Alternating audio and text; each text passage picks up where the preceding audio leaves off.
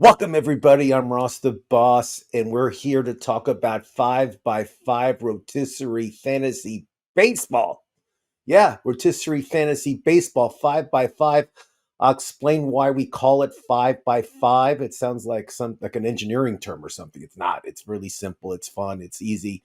And even back in the day when I first started playing fantasy baseball, it was 4x4, but now it's 5x5, which is always better. Like if you go to In-N-Out Burger and you order a 5x5, isn't it better than a 4x4? Yes, it is. It is. It's that simple.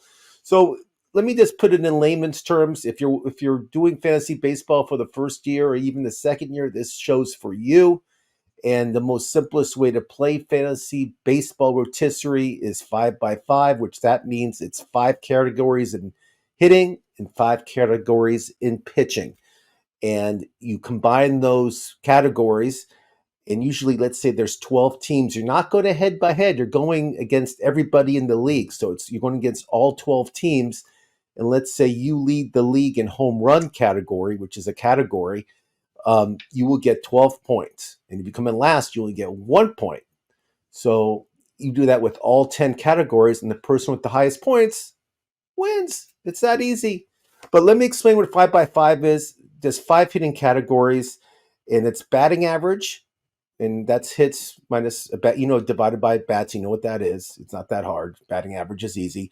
Home runs, RBI, stolen bases, and runs. So those are the five categories that you got to worry about in hitting. And in pitching, it's ERA, earned run average. You know what that is. Wins, strikeouts, saves, and whip. And you're saying, what is whip? Is that something you make up? No, whip is walks plus hits, innings pitched. That's whip. It's like a new category. It wasn't around when I started fantasy baseball, but it's a category now. And those are the 5x5 categories that we play. So, for example, when I started playing fantasy baseball, Tony Gwynn was playing, Pete Rose, Rod Carew. Those guys were guys that you wanted on your team for batting average, but they're not going to need many home runs. So, the difference between football and baseball, fantasy wise, is you're drafting players that are playing that are not the best player, but let's say they get stolen bases, they can help you that way. So you're picking players for category sake. And there's not many players that do all five categories. There's not many. There's a few, but there's not many. So you want to draft guys that are going to help your team in certain categories. So that being said, you got to be strategic in the draft. You got to be smart. And you got to, if you see somebody that, let's say, steals bases and hits home runs, that's a huge plus because home runs and RBIs kind of work together. And usually batting average and stolen bases work together with runs. So it all correlates together, but you got to be smart out there and you got to draft with the categories in mind and not draft the best player. Get that in your mind. Don't draft the best player. Trust me, bad move. But you want to draft a player that's going to help you in each category. I'm saying it a few times just because you understand that is the most important thing in 5x5 rotisserie. And in pitching, the same thing. I mean, you're going to draft some relief pitchers for saves category. You don't want to give up. You want to be competitive in all five categories in pitching, just not wins or ERA or anything else. So that all being said, you got to draft your pitchers with who are relief pitchers who get saves, not holds, but saves. And you want to draft pitchers who are going to help you with strikeouts, ERA, and everything else. That's very, very important when it comes to rotisserie. And rotisserie, 5x5, 5 years from now, it's going to be 6x6. I mean, we could add another category. There's a lot of categories in fantasy baseball, but right now these are the five most important in each one.